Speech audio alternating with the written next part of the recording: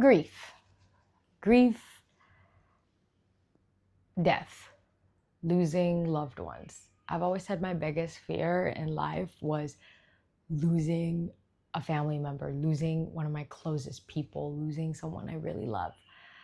And in the past 10 days, I have lost both of my grandmothers. I lost my mother's mother, and 5 days later, I lost my dad's mother. It has not been easy. And I know if this video even reaches one person who is going through something similar, I generally want to tell you that there's absolutely nothing that I can say or anyone can say that will really make up for what has happened. And I am in no qualification or no position to tell you any advice or anything. I just want to share my story because the reason I started this YouTube channel was to have a documentation of my life. It's like my way of having my personal diary entry, but with visuals. So this is a big thing that's happened in my life, and I think it's only fair that I do talk about it. So around 10 to 11 days ago, I just woke up in the morning and I just seemed to get frantic calls from Indian phone numbers, unknown Indian phone numbers. And I was like, maybe these are scam calls. I don't really know. I just go to the washroom and I get a ton of like Instagram calls from my cousin brother Daksh. And I mean, I was so confused. Actually, the thing is, Instagram calls and WhatsApp calls, they don't work in the UAE. But he was calling me from those and I just didn't understand what was going on. And I open WhatsApp and I see a message. Well, I see a couple of messages from Kirti Masi. That is my mother's older sister.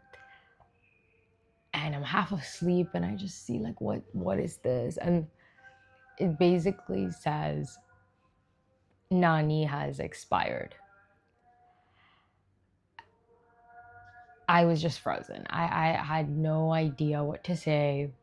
And then my cousin brother Daksh, he calls me and he tells me this, and he tells me to tell my mom.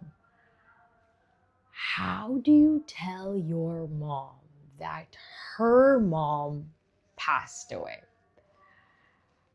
It was such a shocking, scary, and the most saddest thing I could have ever said to her so early in the morning. And it was so sudden. I have absolute, like, it was so difficult. I screamed. I was like, Mom, listen to what Kirti Masi has to say. Nani has passed away. And she was so confused. She was like, you shouldn't be saying things like that. It was a lot, right?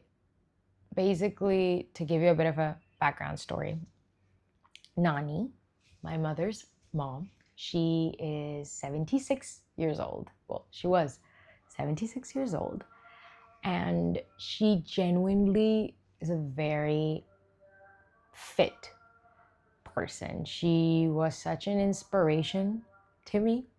She was a widow woman who brought up 3 children all by herself. My Nana, I actually never met my Nana in real life. He had passed away from lung cancer when my mom was a child, so way back. But he was a soldier. He was an army man. He fought in the India-Pakistan war. He was shot 4 bullets for the country, survived that, but died from lung cancer. And after he passed away, Nani brought up my mother and my mother's sister and my mother's brother, all by herself, didn't remarry, didn't take money from people. She genuinely did it all on her own. And she's such a disciplined lady. She is such a fit person. If any of you have seen my mom, you know how serious she takes her health. And Nani was the same. She was a diabetic. She had type 2 diabetes, but it was all under control. And she had been admitted to the hospital 10 days before her death. And it was the first time she was actually admitted in the hospital after she was admitted in the hospital when she delivered her children. Like after that, this was the first time. So she's never been to the ICU or anything of that sort in her old age ever, right? So we just thought it was a one-time thing, and now she was getting a little older, but she was discharged and they did a few reports. They were still trying to figure out the real issue here. But yeah, 10 days after being discharged, she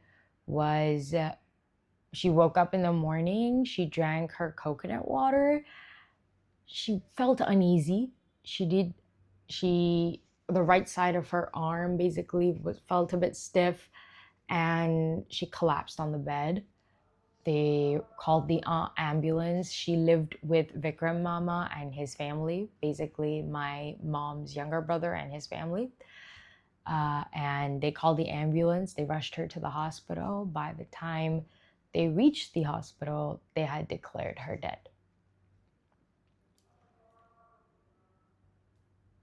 Now,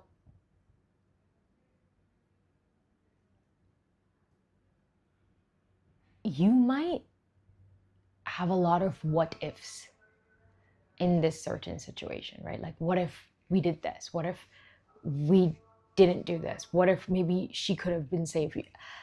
Those kind of thoughts will keep coming to you, will be bombarded onto you.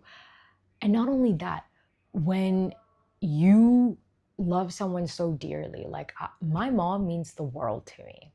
You know, I have a tattoo of my mom right here. I have her name in this big on my chest ever since I was like a teenager.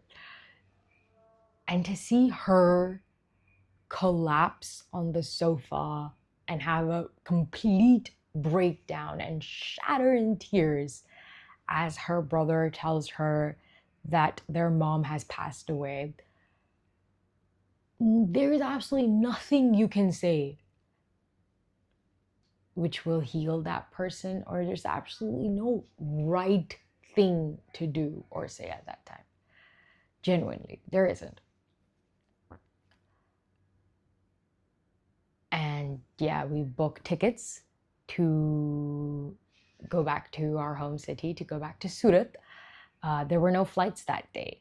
So we got a flight from Dubai to Surat, direct flight, early in the morning the next day. And they had actually kept Nani in this like storage in this box. And it was so shocking, so painful. When I reached there at the house, she was there lying dead. But I have to say one thing, she had a glow on her face. She looked genuinely so fresh and alive. Not like how you would assume a dead body would be. Like, she genuinely looked so beautiful and young. There were so many people sitting there. We had, you know, the Hindu mantras chanting and all her children crying, my mother in tears, my sister next to me in tears, all these people that came from her village and all her friends and neighbors. And it was so painful. It was so painful to see that. But I genuinely feel blessed, and I do think it's a blessing that she did not suffer. You know, she had a very good, painless exit from the body, and her soul is in a better place, I'm sure. And after this, exactly 5 days after this happened, and we were in Surat,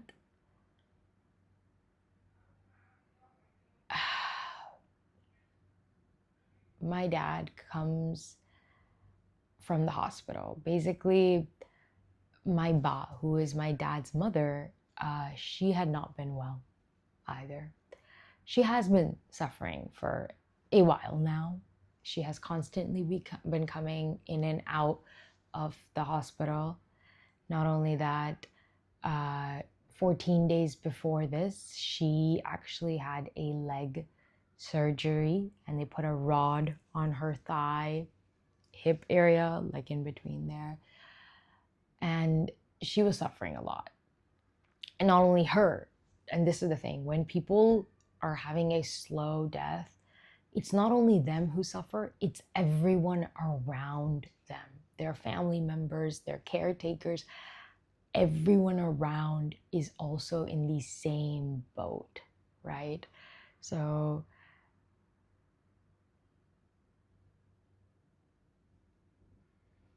my dad comes and he takes my mom to the hospital. At that point, my ba is already in the ICU and everything. And my dad's like, I think this is it, to my mom. And my mom is like, I need to go. I need to go see her. Let's check on her, you know? Don't freak out. They both go to the hospital. My mom is in front of my ba.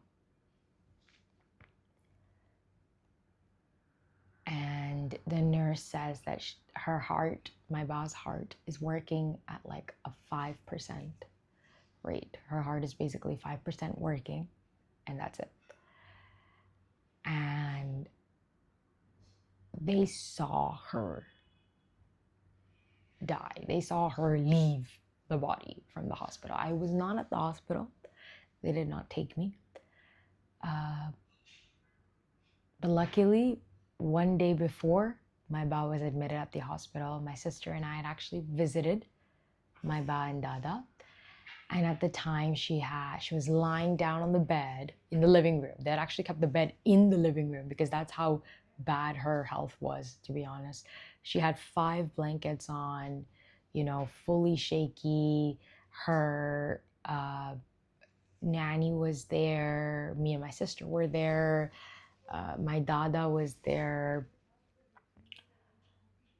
And I also have type 1 diabetes. So I checked my grandmother's blood sugar level. I checked ba's blood sugar level at the time, and it was 346. So it was very high. We waited for my uncle to come, Jignesh Kaku, and he came and he put insulin on her. And that same night, she was admitted at the hospital. I'm so grateful that I met her and she saw me one last time. And this is why I'm telling you, please don't make the mistake of not going instantly when senior citizens especially are admitted at the hospital, or your grandmother or your grandfather or your uncle or aunt or anyone who is close to you, because you don't know when will be the last time, right? And yeah, she at the hospital a few days before that, when she found out that my Nani, so my mother's mother, had passed away, she had actually stated at the hospital in front of Puja. Puja is the amazing caretaker of my ba. She took so much of care for my ba. She was the one who used to help her even change her diapers, even feed her, massage her. All of that was done by Pooja. Shout out to her, genuinely, from the bottom of my heart. I'm so grateful for you too. And you're such a heroine. Yeah, she had actually told Pooja that, wait, they weren't, that means she was talking to Nani. My ba was talking to my Nani that, wait for me, I am coming, I'm on my way. So clearly my ba knew, right, that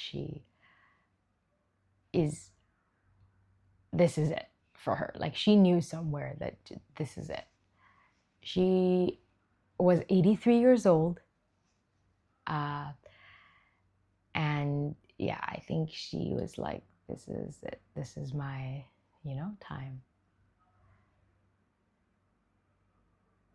And after she passed away,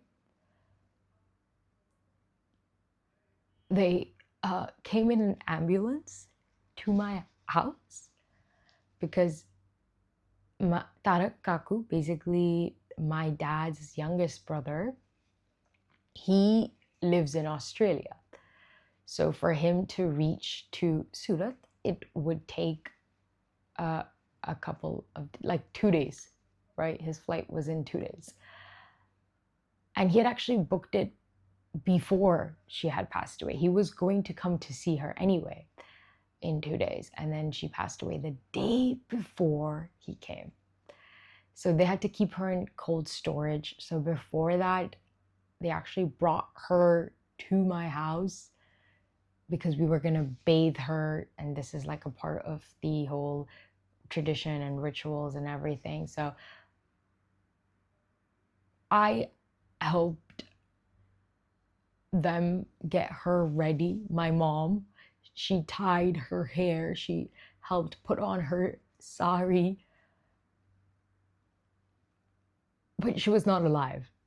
My mom was not alive.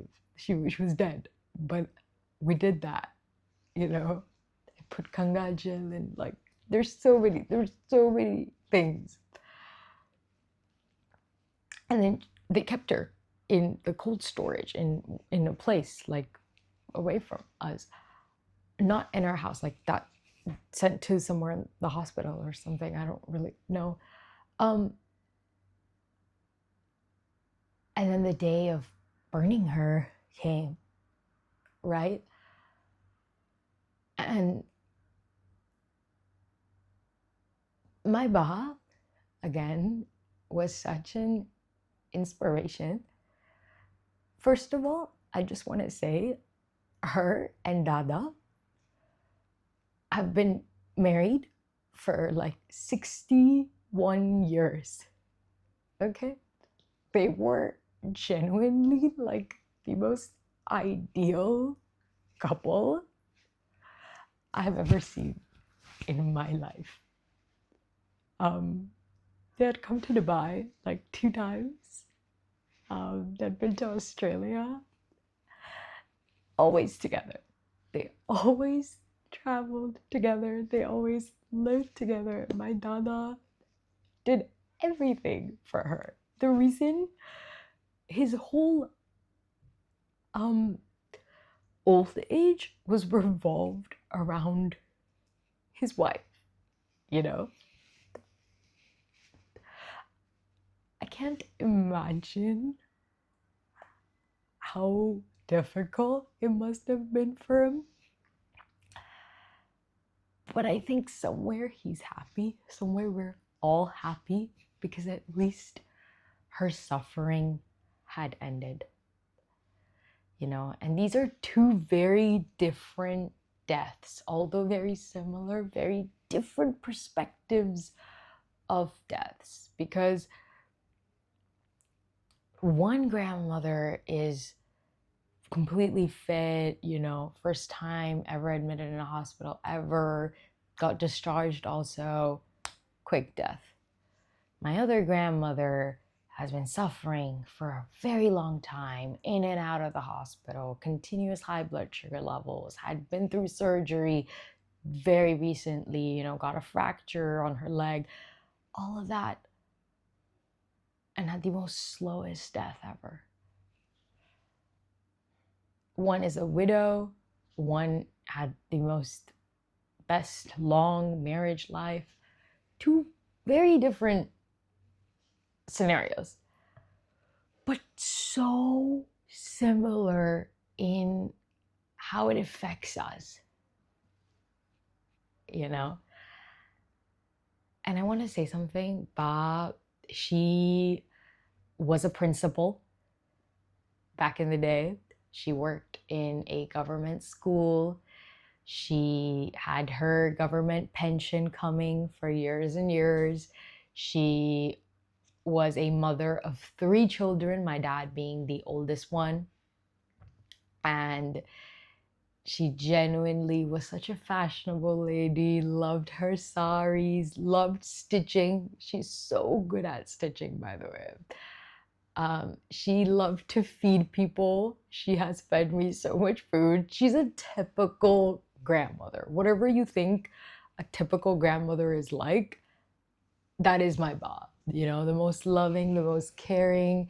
Every time I visit her, she gives me like 500 rupees, gives me all the cuddles, you know, says poems to me in Gujarati, that kind of love. And it's so, oh, it's so lovely. Yeah. So she passed away. But you know, I will say something. The one thing that this whole recent incident has taught me is that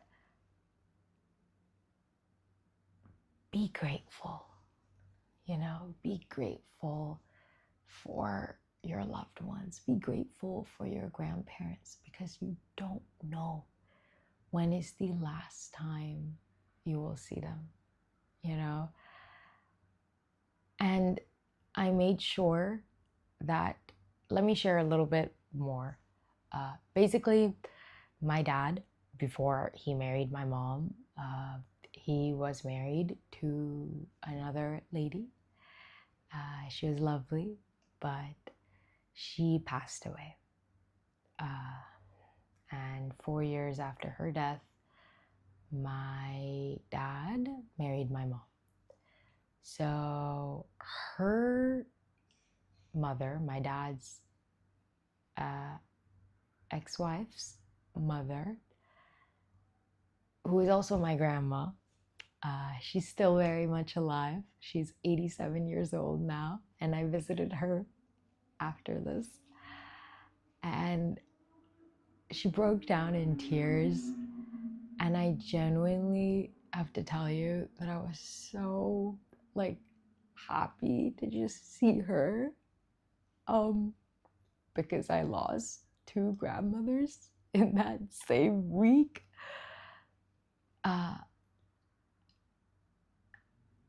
It's so great, you know.